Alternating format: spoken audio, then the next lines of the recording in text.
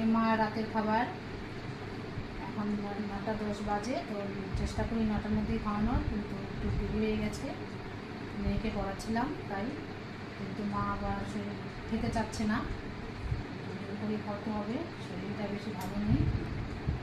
একটু খাও, হ্যাঁ খাও, টেনশন ভালো লাগতেছে না?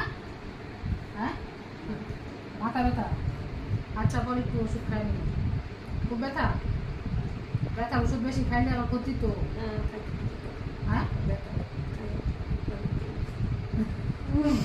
না আমার তো ভয় লাগে, তোমার ওকে ডাক দিয়া তা আমার ডাকলা না কেন?